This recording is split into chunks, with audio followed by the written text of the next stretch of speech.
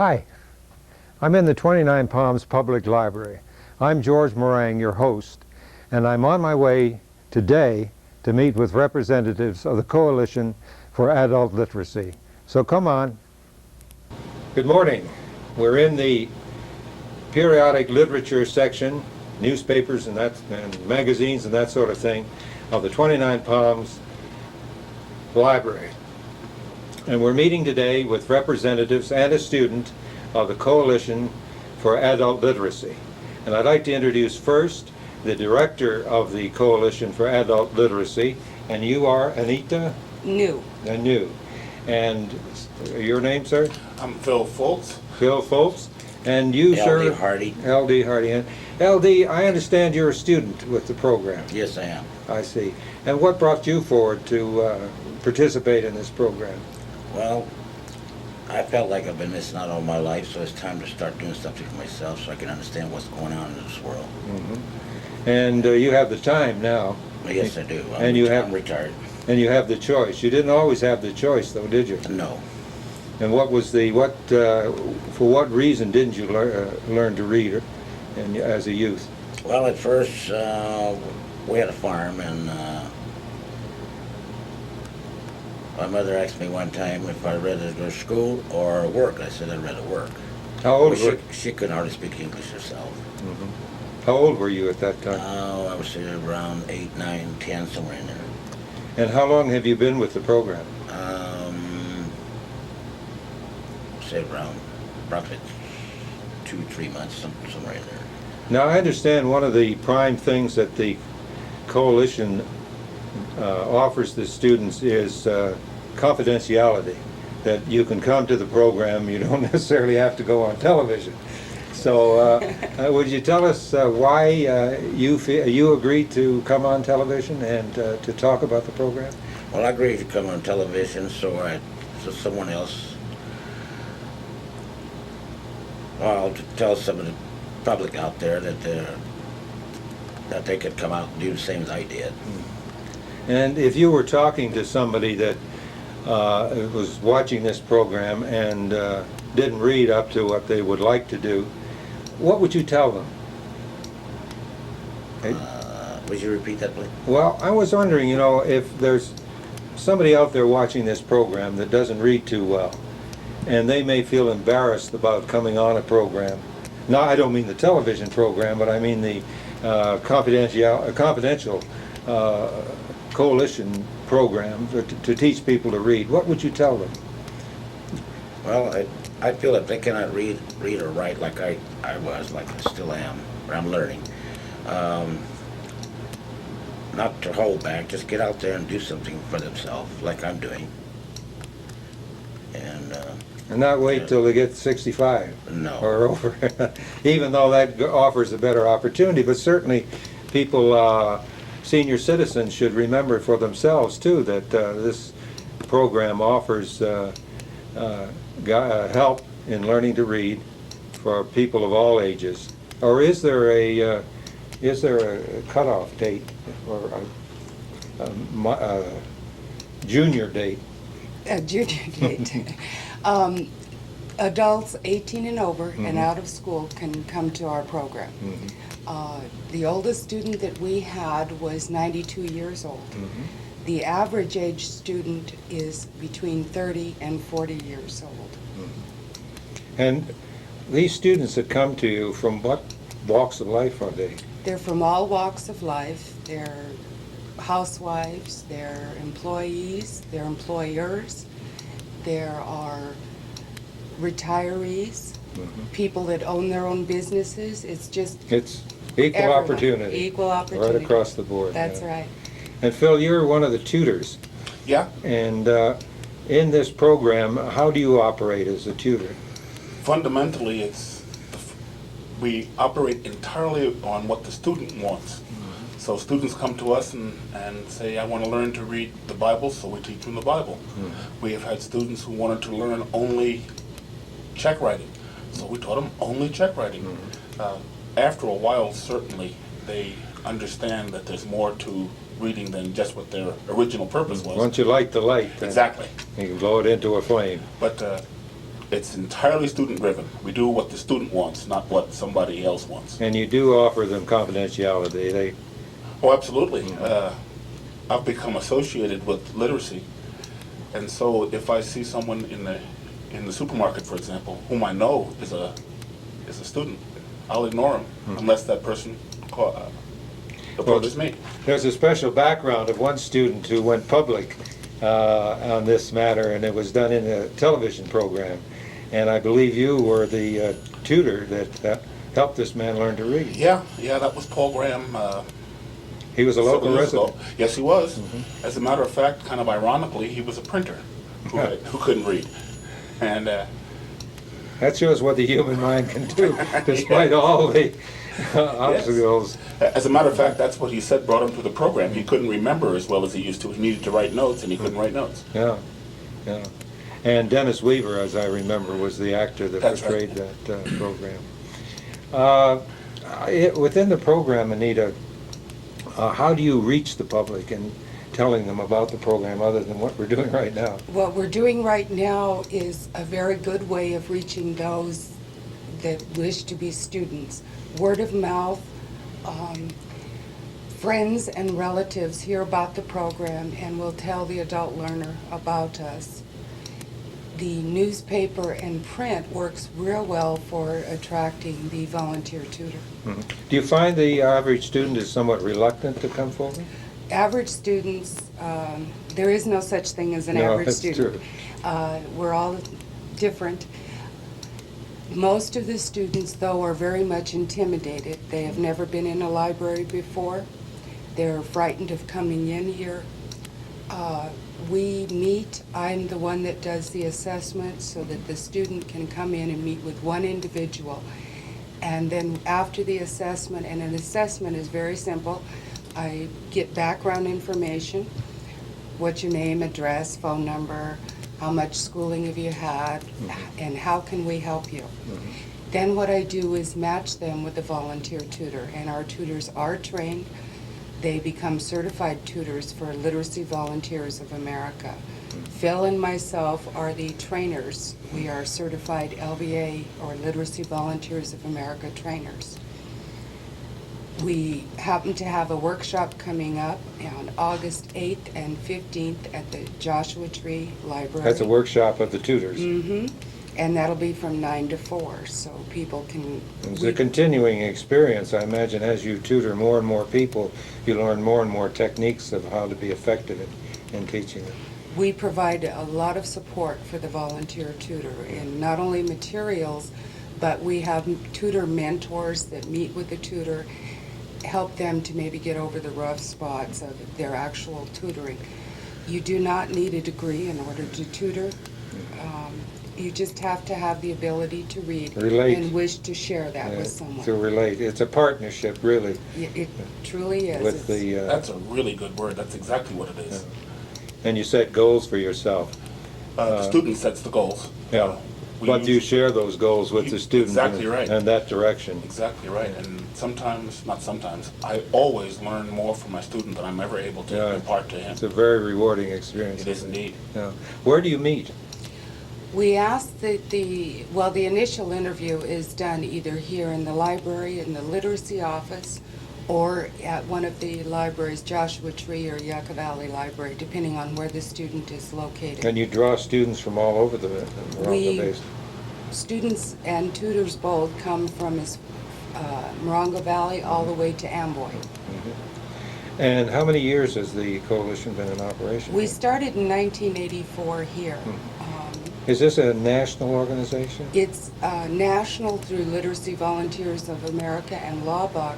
The state library for California decided that this was an excellent program to bring into their libraries. Then what the state library did was set it up so that the different counties could have literacy programs. Right now Pretty obvious relationship.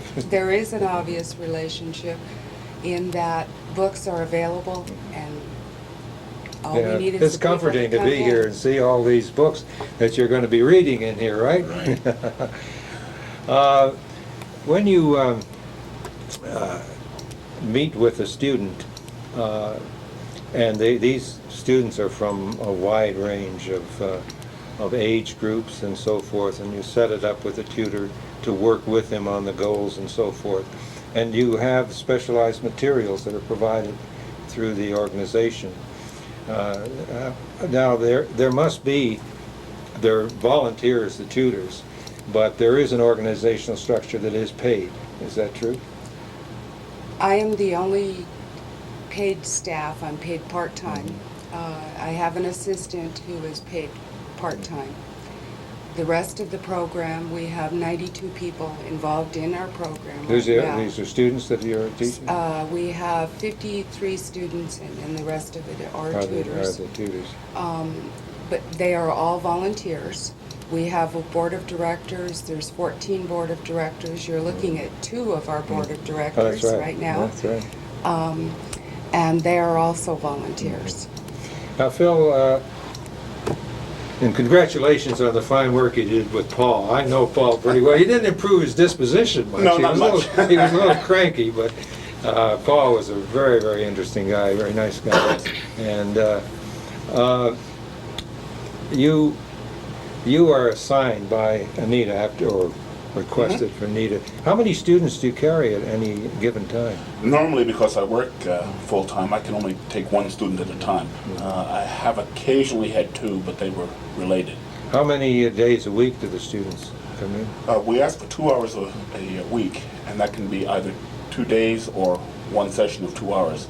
Usually it gets to be a little bigger than that, but more than 4 is usually more than a student can deal with. And you set it up to the convenience of yourself and the student, depending on whether you're working or not? Well, Like, chiefly the student.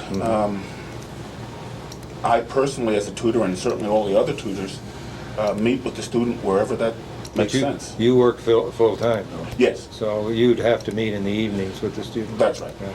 But some of the other volunteers that don't work full-time, they can meet with the students during the course of the day, I presume? Yes, it's during library hours. We do ask that you meet at a library.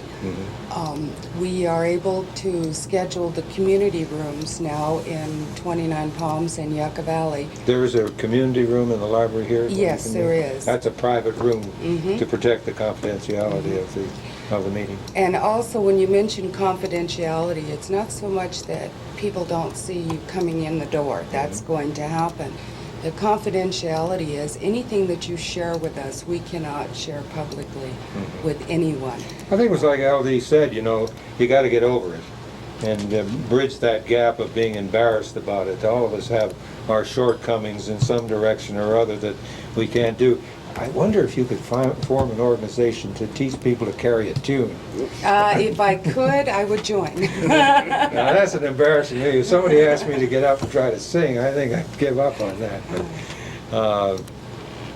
But, are there anything that you'd like to add to what we've been discussing here in relation to the program and to the students' participation? Well, I think you've covered it all. Confidentiality, student-driven. Oh, have we said free? Hey, it's free? Yes. Isn't that nice? Is it free? It's free. It's been free, all right. Free. Well, here we have confirmation from an authority here that's been participating in the program. We accept funding from the state library system, from the county of San Bernardino, that's filtered through the San Bernardino County Library. We are a United Way agency. We've received funding from the Elsinore Macris Gilliland Fund. Has that funding been fairly stable over the years? Yes, it Yeah, has. good. It's been up and down. It does fluctuate as all funding does. But we are able to provide everything to the student and the tutor for free. There is no cost to either the adult learner or the tutor. Well, I think we can, Phil gave me a statistic about a city on the East Coast that we're both familiar with, having both lived there at one time. We won't mention which one it is, but what was the rate of non-functional literacy? Well, the National Institute for Literacy said 46%.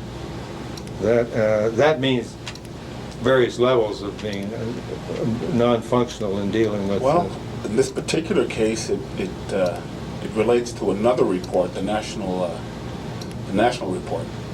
But in this particular case, this is the lowest level of reading. Folks who don't read at all, up until folks who can read only a sentence or two.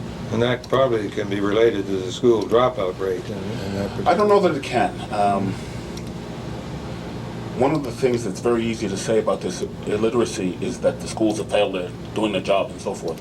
Well, so many different variables are out there that it's impossible to pin down.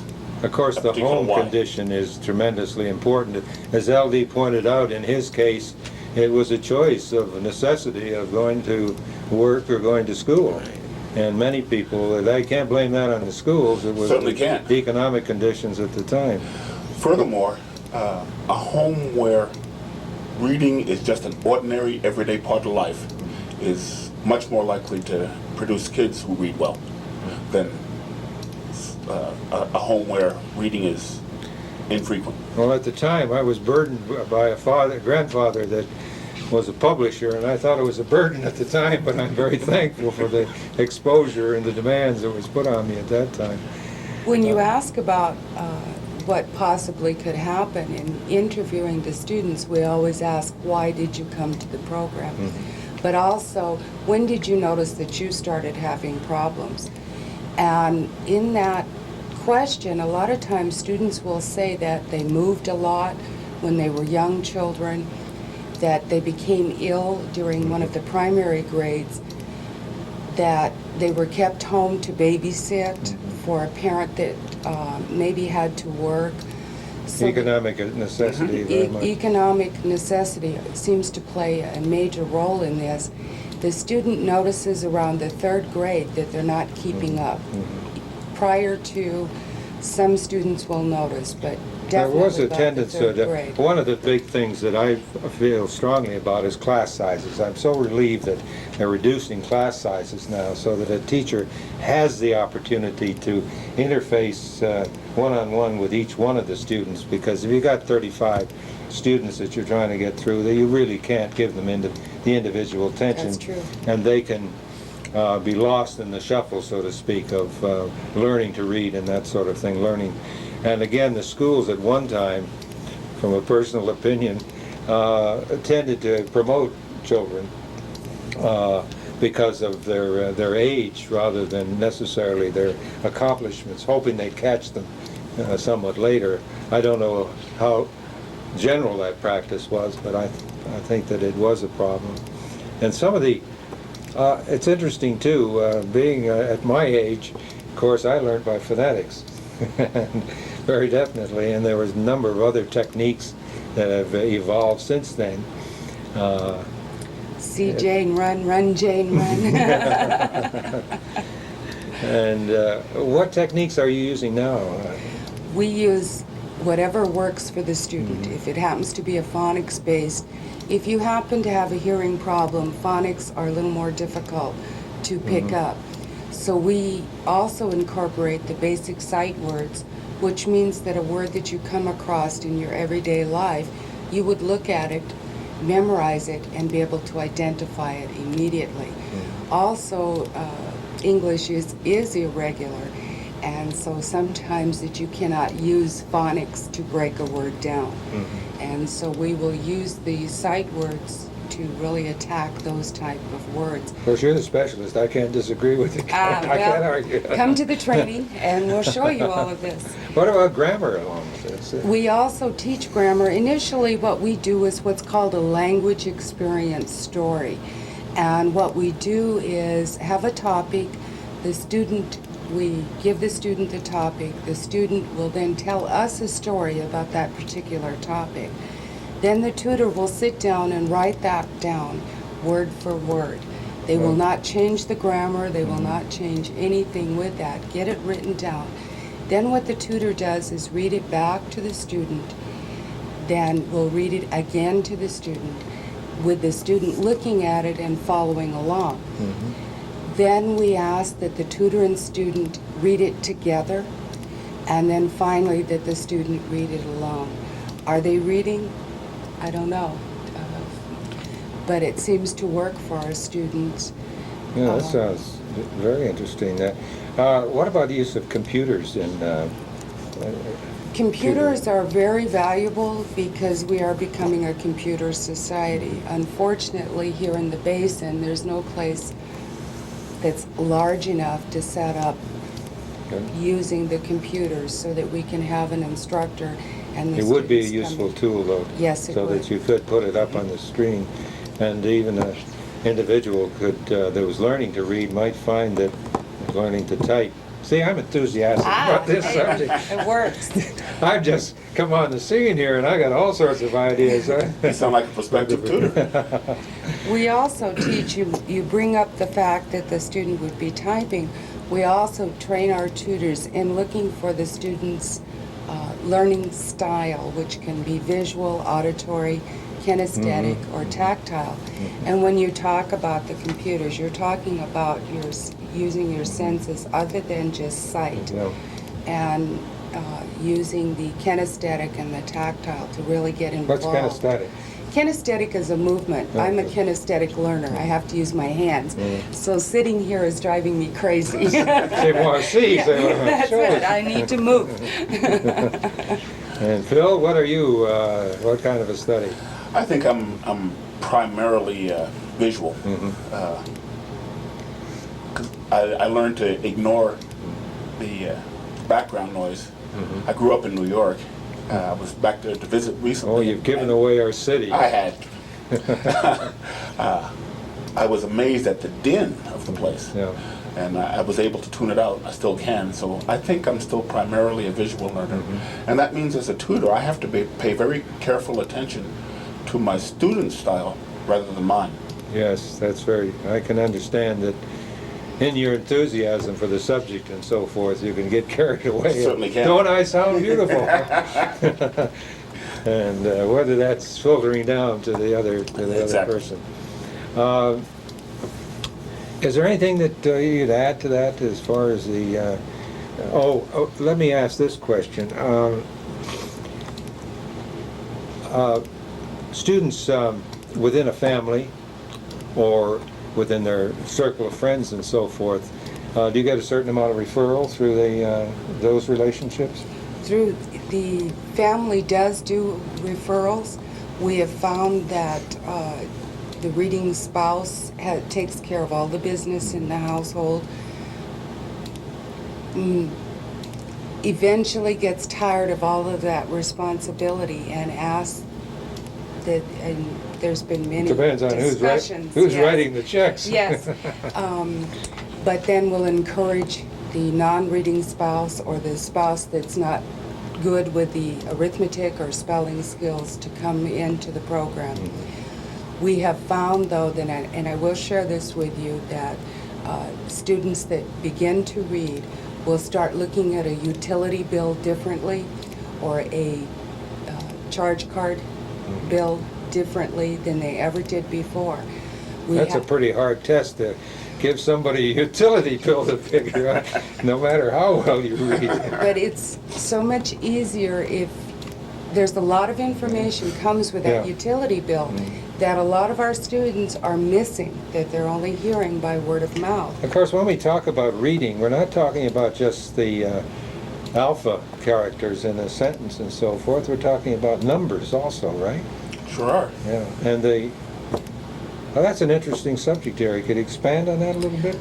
We do teach the basic arithmetic, addition, subtraction, multiplication, division, percentage, and fractions. That seems And to a be. calculator? And we use a calculator if that seems that student is comfortable with that. A lot of our students have been able to practice their arithmetic skills, and then they want to go in and work towards the GED at Copper Mountain campus. Isn't that one of your ambitions, is to take your GED, Exactly. high school equivalency? Well, furthermore, LD was sharing with me last Tuesday, in fact, he's building his own home. Oh, And some of the things that he's using, some of the techniques that he's using to build his house, he learned with his tutor. What is yeah, it? great. There's a program on PBS on arithmetic and its applications, practical applications. And this is another thing they're doing these days in the schools, is instead of learning just the formulas and so forth, they're showing the practical applications of them, which is very exciting. These kids are developing little demonstrations of why our geometry can be useful and how it can be applied, and how arithmetic, if you're going to, well, in your business, of course, you've got the, you're concerned with area, square footage and so forth of an area. I'm learning the shortcuts. A lot easier. Yeah. Yeah. Well, I would take a tape and count, like if I need 6 times 6 or 9 times 9 or something like that, count it on a tape. Now I just take a pencil and paper and it's all over. I know exactly what I need. but you know, it's very interesting. I taught a dyslexics guy once, and I learned more about mathematics than my grandmother always taught me to do mental arithmetic, and somehow a child learns how to put the numbers together. And actually it's the same way a computer does it. Puts the number in one register and the other number in another, and then adds them up.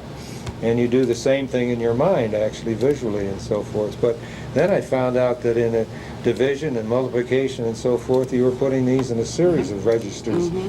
And it gives you an insight. You're lucky you're getting an insight into mathematics that some of us who went to school never did get. And it makes a more practical understanding of it. Well, I mentioned the sight words earlier, and my favorite sight words are clearance and sale and half off. And to be able to go in the store now, and I'll take a student with me and we'll work on our That's arithmetic and using percentages and how much of a savings, so we'll be using subtraction and actually putting it into place. It's not something that just comes from a book.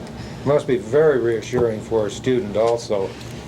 Once, I lived in Europe, and it was wonderful once you began to understand a few of the words.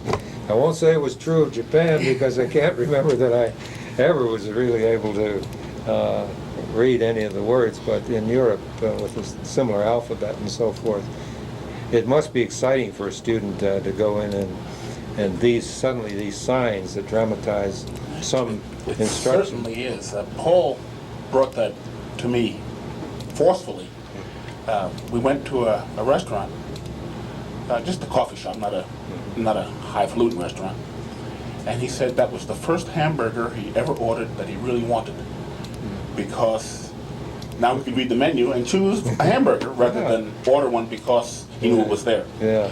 And he taught me, for example, that this particular place served a hamburger with red ripe tomato, farm fresh lettuce, our special dressing. I had never read those words before. I had said, "Give me a hamburger." Yeah. For the first time, he read those words in a menu, ordered what he wanted, and then made sure that he got what was advertised. Gee, that puts it tough on these people there. What's farm fresh mean? Can you explain that? Paul also was able to go to Los Angeles. You want to share that story? Yeah. At the time Paul and I were working together, I went to work for a living at about 6 in the morning. Paul had quite a responsible job for him. Yes, he did. As I say, he was a printer. Well, even didn't he have on production? Yes, he did. Yes, that's right. And he Prior to- used all sorts of contrivances. Somebody come up and say, "What should we do now?" And he said, "Well, read it." And, Exactly right. He'd find all sorts of techniques One of the to coping skills. coping skills. Yeah. But the energy it takes to be able to do that is immense. He called me one evening about 11 o'clock, something like that, and I'd already been in bed for a couple of hours, and I was cranky. What? And he said, well, he just got back from visiting his kids. He was divorced, visiting his kids down in L.A. And I said, yeah, so? Like I say, cranky. And he said, well, for the first time since he's been visiting, he wasn't afraid because he knew he could read the street signs and get home. And all of a sudden, I wasn't cranky anymore. Yeah, that's tremendously rewarding. And you're finding your experience with the program is I'm enjoying it. enjoying I it, am learning. and you find that the learning itself is making you feel good about Yes, it does. what you're doing. And I can pick up a book that I like to read. I like to know what ends up in the end. I read it all the way through. That's great. Well, we certainly thank you for coming forward, LD, and participating in this program, and to encourage the people that may be listening to the program that don't read as well as they might, for whatever reason they didn't get a chance to learn, to take advantage of the people that are here in the Coalition for Adult Literacy, and from the ages of 18 on up, to come in and speak with Anita. And Anita, where can they get in touch with you? If they'll contact me through the local library, wherever they happen to be, or they can call me directly at 367-1146. 367-1146. And please, if you have trouble with reading and you want some help with some nice people to make a program that really works, please get in touch with Anita and participate in this program and learn to read. Thank you very much for listening. I hope you enjoyed the program, and we'll see you again. Not being able to read well is a handicap that's often handed down from generation to generation. Fortunately, individuals can do a lot to break the cycle. The National Center for Family Literacy says that reading to a child can make a big difference. According to the Department of Education, an early introduction to books can be vital to a child's success in school. Or you can become a tutor. Many literacy programs are so small, they're glad to train volunteers. Be a friend. If you know someone who wants to take part in a literacy program, make it easier for them by driving them there or watching their children while they study.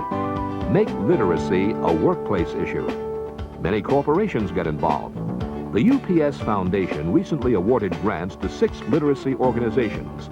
For more information on literacy programs, call 1-800-584-9633 or check the Yellow Pages.